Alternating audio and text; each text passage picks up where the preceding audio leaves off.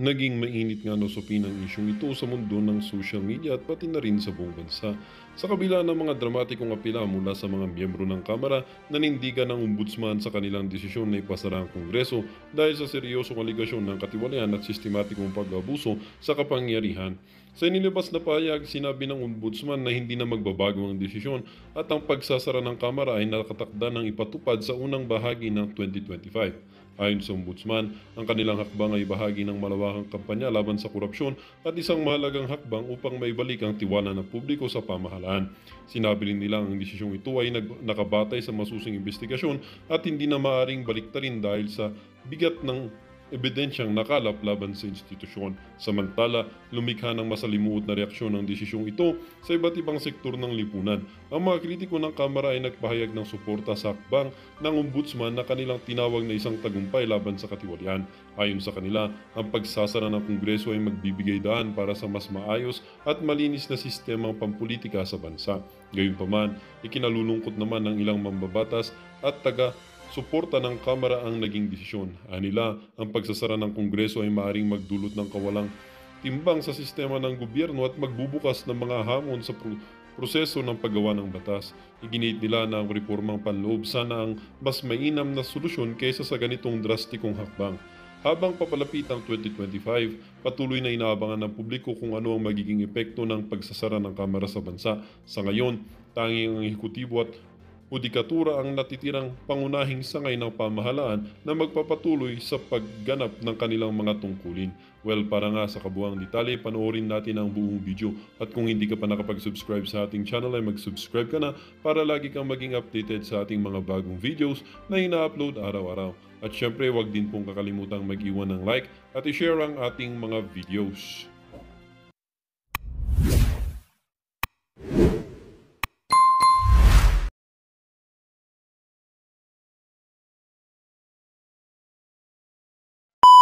Hepe ng PNP, 2 police colonel at iba pa dahil sa umano'y paglabag sa crime against humanity. Sa issue po yan ng extrajudicial killings noong war on drugs. Attorney, magre-recommend daw sila ng mga kaso. Anong masasabi mo as former chief legal counsel? Unang-una, yun ang problema kasi pag yung nandyan sa komite, walang abogado o kung meron mga abogado, hindi mga nagpa-practice. Abogado lang sa pangalan. Wala silang karanasan sa court litigation, sa trial. For instance, ang sabi nila, i-recommend nila na i-demanda itong sila dating Pangulong Duterte, Senador Bongo, Senador, sino ba? De La Rosa, sina General Albayalde, sino-sino pa, maraming ididemanda. Kaugnay di umano, ayon sa rekomendasyon kaugnay sa pagpatay ng 30,000 na biktima. Hindi man lang nila iniisip, paano nyo puprubahan na 30,000 nga ang napatay? Unang tanong dyan, sino-sino yon? Sino ba yung 30,000? May listahan ba kayo? Pagkatapos, ang susunod na tanong dyan, pagdating sa hukuman, pag krinos-examine mo na, tanongin mo yung mga testigo, yan, si victim A, kailan ba napatayan? Sinong pumatay dyan? Sinong testigo niya dyan? Anong kalakaran? Under what circumstances was he killed? Yan ang problema Akala lang nila ganun kasimple yan. And that is the reason why, ever since, walang demanda na iaangin kay dating Pangulong Duterte. Kasi nga, hindi naman totoo talaga na marami ang napatay in the numbers that they're saying, 30,000. Kasi ang record ng pulis, nasa 6,000. Ang problema, ang nag-umpisa kasi yan talaga si Maria Ressa ng Rappler. Kinonfront ko siya noon Sabi ko, saan mo nakuha yung 30,000 na yun? Ang sabi niya sa akin, sir, we're just quoting another newspaper na yun. Yan ang naging problema. Kinukotse yung isang newspaper, nung makarating sa ibang bansa, pinaniwalaan nila. Kasi nag-uumpisa pa lang ang Rappler noon. So, ang tingin nila, credible. Hindi naman. Kaya, ito namang mga kalaban ng gobyerno, kalaban ng Estado, ginagamit nila yan. O pero ang katotohanan, hindi sila makapile simply because talagang hindi mo mapuprubahan. Yung mga sinasabing pag-amin ni Presidente Duterte, pinaliwanag natin yan. He never admitted any extrajudicial killing na tinatawag. Wala siyang inaamin na ganun. Wala siyang inamin na meron siyang Davao Death Squad. Hindi niya rin inamin yun eh. Matagal na nating pinapaliwanag yan sa programa natin, pati sa mga artikulo natin. Kaya sa tingin ko, yun ay propaganda lang. Tandaan mo, hindi naman sila magpa-file eh. Rekomendasyon lang yon. At magandang propaganda yan. Kasi nagre-recommend ka lang eh. Hindi naman ikaw magpuproba eh. Ipapile yan sa DOJ, ang DOJ ngayon mag-a-assess. Eh kung matitino yung mga abogado niyan, dismiss ka agad yan. Kasi kung nanonood kayo ng mga congressional investigation, mapapansin nyo yung mga unang sinumpaang salaysay ng mga di umanong testigo or resource person na nagtuturo na ganito, may death squad, kaya merong reward. Unang-una, yung mga salaysay na ganon, initially, hindi yun na sinasabi nila. Binabago nila, kakaroon ng panibagong salaysay. Pangalawa, even assuming na binago nila at sinasabi nilang meron, kung pag-aaralan mo talaga, puro hearsay. Wala silang personal knowledge. Kagaya nung kay Colonel Garma. Tingnan niyo, puro sabi sa akin, natuklasan ko, sinabi sa akin, pinaalam sa akin, hindi mo po pwede sa hukuman yun. Kaya ang tingin ko talaga niyan, pareho ng impeachment, propaganda lang yan. Talagang gusto lang siraan ang mag-amang Duterte. At ang kanilang layunin talaga, to disqualify or to tarnish the reputation and person of BP Sara in relation to the 2028 presidential elections. Tsaka sabi ng mga viewer, Attorney Sal, ang paggamit rin, questionable rin daw, paggamit ng mga convicted ng mga testigo na pinaharap nila sa Quadcom at tinuro si former President Duterte. Your thoughts about it, sir? Hindi nga ba? Yun nga sinasabi ko, na mga unang salita nila, yung testigo nila, iba ang sinasabi. So hindi niya nakausap si Garma. Tapos subsequently, nakausap niya. Ganito na madalit sabi, puro hindi ka panipaniwala ang kanilang mga testimonya. Kaya hindi tatayo sa hukuman yon. Tsaka sir, comment lang, sabi ni Kong Barbers, sinabi na daw ng dating presidente na aakuin niya, and I quote, full legal responsibility for the bloody war against illegal drugs.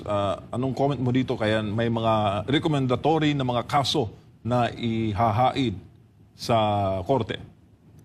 Pinaliwanag na rin natin yan. Ang sabi natin, ang ibig siya sabihin na I assume full responsibility. Kasi yung war on drugs was a policy. Patakaran niya ng isa'y namahala. Kaya doon sa SONA, di ba, doon siya nagdeklara ng gera sa mga illegal na pusher ng droga. At sinabi niya, puntahan niyo yung mga involved sa illegal na droga, arrestuin niyo, ipakulong niyo. Pero, mayroon siyang pasubali palagi. Pero pag naglaban, patayin niyo. So makikita mo na hindi totoo na sasabihin niya, patayin niyo nang walang kalaban-laban kung manganib ang buhay niyo. Pangalawa, taliwas din sa mga sinasabi ng kritiko, si Presidente Duterte, meron pa siyang mas matinding pasabali. Sabi niya, pag inabuso ninyo ang inyong kapangyarihan, impyerno ibibigay ko sa inyo. Ibig sabihin, hindi niya tinotolerate. Kaya puro kalokohan talaga yung nangyari dyan sa Quadcom. Kaya mulat sa pool, sinasabi ko, yung mga nandyan, lahat yan re-electionista, tatakbo muli. And they need the propaganda, the free publicity, they need name recall, kasi marami dyan ang mga bago eh. They need the face recall, kailangang mabasa at marinig ang mga pangalan nila. Kaya ginagamit lang talaga yan sa halalan, para sa halalan. Kaugnay naman, Attorney Sal, sa rekomendasyon ng Quadcom na magkaroon ng mas malalim na investigasyon laban kay Congressman Paulo Duterte kaugnay sa illegal drug trade, sinabi naman ni Congressman Duterte na handa itong humarap sa investigasyon. Ang apela lang niya ay magkaroon ng tunay at walang pinapanigang investigasyon at tumutok sa credible evidence at huwag tumutok tumutok sa credible evidence at huwag lang sa puro kasinungalingan o hearsay na mga testimonya nagamit ni convicted felon na si Jimmy Guban. At tinabon din itong imbestigahan ng lahat ng nasa PDEA watch list ng Duterte administration kung gusto talaga nilang makakita o gusto nilang solusyonan ang problema sa illegal na droga sa bansa. Anong masasabi mo, Attorney? Kung matatandaan mo, yung inuugnay nila si Congressman Pulong, inuugnay nila si Michael Yang, si Bongo sa illegal trafficking. Yan nung panahon pa ni Presidente Duterte yan. Hindi ba, if I recall right, si Dick Gordon, ang chairman ng komite. Pero ang findings niya, sabi niya, hindi ka panipaniwala yung mga testigo laban sa kanila. Pagkatapos, nawala na yung Duterte. Magtatatlong taon na tayo. Wala pang pinapahil na kaso sa kanila. At kung matatanda mo rin, yung during the previous hearings na sa Kongreso at sa Senado, hindi ba yung PDEA nagsabi tungkol kay Michael Yang? Kasi tinatanong, ba't anong ebidensya niya kay Michael Yang? O ano sabi nila, sa ngayon wala kami talagang ebidensya, iniimbestigahan pa namin. Yung mga kalokohan ng mga yan. Kaya nga hindi ma-file kahit na anong kaso, kasi nga gawa-gawa lahat yan. Propaganda lahat yan, puro paninira. Sir, bago ang ibang topic, kaugnay pa rin sa usapin ng illegal na droga. Marami kasing nagko-comment sa mga balita, di lang sa SMNI, kundi sa iba pang mga news agencies, na parang mali ang dating ng pag-uwi ni Mary Jane Veloso dahil mistula nang ginoglorify natin ang pag-uwi ng isang convicted drug mule. Anong masasabi mo doon, sir, sa pakiwari ng netizens? Yan naman kahit na anong gawin mo dyan sa pagdating ni Veloso, hindi mo matatakpan yung mga ginagawa ng mali ng nandyan sa Kongreso. And for that matter, sa ibang mga departamento. At saka ang posisyon natin yan kay Veloso, gaya ng paulit-ulit ko na sinasabi, convicted yan sa Indonesia. Kaya kailangan igalang natin. Now, kung talagang ang feeling natin naawa tayo, imbestigahan mo na lang kung totoo o hindi. Kasi ang depensa niya noon, natatandaan ko, siya'y nagamit lamang. Hindi talaga siya nag-commit ng krimen ng pushing ng illegal na droga. So we have to understand na yung depensang yon, kung mapatunayan, dapat absuelto siya, inosente. Kaya kung tunay ang ating sentimento dyan, sympathy sa isang Pilipino, dahil hindi nakakuha ng katarungan doon sa ibang bansa, dito natin bigyan.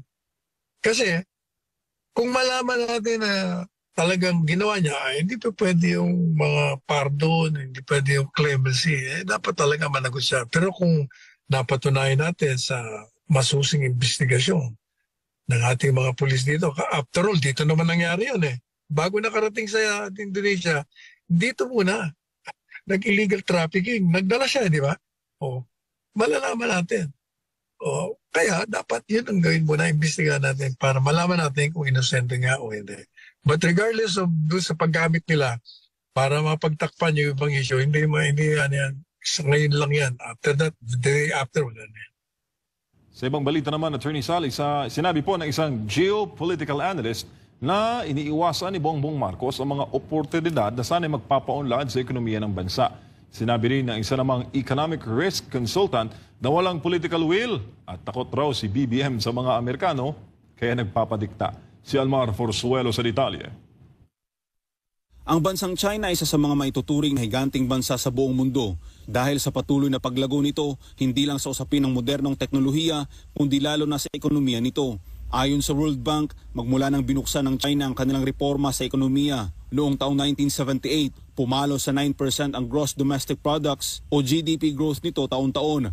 Dahil dito, milyon-milyong residente sa China ang umangat ang buhay. Ang China din ang isa sa mga pangunahing bansa na bumuo ng intergovernmental organization na pinangalan ng BRICS na naglakamit ang kaunlaran at kapayapaan sa pagitan ng mga bansang sakop nito. Kaya sa ginawang forum ng Asian Century Philippine Strategic Studies, highlights dito ang mga nagawa ng China sa mga nakalipas na taon na dapat gayahin ng Pilipinas para umunlad ang ekonomiya nito. Today, China contributes 30% of the world's GDP and is the top trading partner of 120 countries. It leads the world in 37 out of 44 critical technologies, according to a 2023 Australian Strategic Policy Institute, ASPI. Ngunit imbis na gayahin, ay tila iniiwasan daw ito ng Pilipinas. Ayon kay Professor Herman Camentong Laurel, presidente ng Asian Century Philippine Strategic Studies, binuksan ng China ang kanilang merkado sa buong mundo upang makatulong sa ekonomiya ng ibang bansa. Pero ang pagkakataong ito ay hindi anya pinatulan ng Pilipinas. Ito po ay pagbubukas po ng merkado ng China na napakayaman na po ngayon. 400 million middle class. Bigger middle class than the entire population of the United States of America. A middle class numbering to almost the size of the European Union population. And unfortunately, today, the Philippine government under the present administration is denying itself of access to this market, which the other ASEAN countries are rushing to tap, to exploit, to enjoy, and which they are doing so. We are failing to enjoy this Chinese market that is opening up wider and wider because of geopolitical missteps of the present Philippine government. Para naman sa isang geopolitical and economic risk consultant na si Professor Mario Ferdinand Pasion, kaya hindi tinatahak ni Bongbong Marcos ang landas ng pagiging maunlad ay dahil natatakot ito na baka matulad sa kanyang ama na napatalsik sa pwesto, kaya naging sunod-sunuran ito sa mga Amerikano. This is because of the traumatic experience. I believe this comes from the traumatic experience that Bongbong himself and his family suffered during and right after the EDSA revolution. Bagay na sinang-ayunan ni Camentong. Yung kawalan ng independent foreign policy simula noong 2023 Pebrero, ng nakaraang taon. Nung nagpakita si Bongbong Marcos unang-una ng pagbabalik ang akap sa Estados Unidos, sa pag-aanunsyo ng expansion, additional bases ng military at pagsimula ng assertive transparency ng Philippine Coast Guard doon sa South China Sea dispute with China. Ngunit para kay Dave Diwa, isang veteran labor union leader, kaya hindi umuunlad ang ekonomiya ng Pilipinas ngayon ay dahil hindi umaas ang Pangulo ng bansa si Marcos Jr. Ang problema talaga is he is not acting as the president should do. That's the end. Anything about US, okay. Anything about China, ayaw. Anything about Russia, medyo alanganin. But yun ang problema kay Presidente. Hindi Presidente, yun ang problema kay Bongbong. Hindi nga raw kagaya noon ni dating Pangulong Rodrigo Duterte na kahit may pandemya ay nagawang mapatakbo ng maayos ang Pilipinas dahil sa political will nito na hindi nagpapadikta sa ibang bansa at ang maayos sa pamamalakad ng gobyerno noon. Independent foreign policy. Yun lang. Hindi tayo sumusunod sa dictates ng ibang bansa. We took care of our own interests. At yung dahilan lang. Una, walang pera ng ating bansa. 16 trillion ang utang natin. Pangalawang dahilan is corruption. May pera, hindi sa walang pera, may pera eh. Kaya hindi na pupunta sa public service ng tao. Tapos sa mismanagement. O kaya hindi mo maasahan na si Bongbong talagang patakbo na ating bansa eh. Para sa Diyos sa Pilipinas kung mahal, Almar Forzuelo, SMNI News. Attorney Sal, anong komento mo sa tinuran po ng iba't ibang mga sektor? May katwiran naman. Alam mo, tagal na rin nating sinasabi yan, na yung foreign policy natin, bago dumating si Pangulong Duterte, palagi na nakakabit sa interes ng Amerikano. At yan ay tinanggal niya. Kaya binuksan niya yung relasyon natin sa Russia, binuksan sa China, at pinakita niya na hindi lamang Amerika ang pwedeng makasalamuhan natin pagdating sa mga issue ng bawat aspeto ng buhay sa ating bansa. Kaya binuksan niya yon. Hindi siya sumunod sa Amerikano. Ang problema, nang nawala siya, itong pumasok na administrasyon, natatanda mo yung EDCA, di ba? Si Presidente Duterte, sinuspindi yan Sinuspindi ang EDCA yan. Pero pagpasok ng bagong administrasyon, binuksan, at dati-dati na 2 base militar lang, ngayon nila na ba? Ubod na ng dami. Kasi nga, hiningi ng Amerikano yun. Hindi makatanggi. Kaya, ang galaw natin palagi, sumusunod tayo sa interes ng Amerikano. Hindi sa interes natin. Natatakot tayo na pag tayo makipagkaibigan dyan sa China, magagalit ang Amerikano sa atin. Pero kay Presidente Duterte, iba. Kaya sinasabi mayroon siyang political will, hindi siya natatakot. Itong pumalit, walang ganon. Kaya, ayan ang sistema ng ating ekonomiya ngayon. Hindi maganda. Hindi stable. Attorney Sal, may tanong ang isa sa ating mga avid viewer. May mga nagtatanong dahil kung maaari bang maging impeachable offense o maipa-impeach si BBM dahil sa pagpayag ng pananatili po sa Ilocos Norte ng Typhoon missile system ng Amerika na ginamit po sa balikatan exercise. Hindi ba ho merong probisyon sa ating pong konstitusyon na pinagbabawal po yung mga nuclear armaments na manatili sa Pilipinas? Yung impeachable process against the president, kalimutan nila yun. Wala yun. Kasi hawak niya ang kontrolado niya ang Kongreso.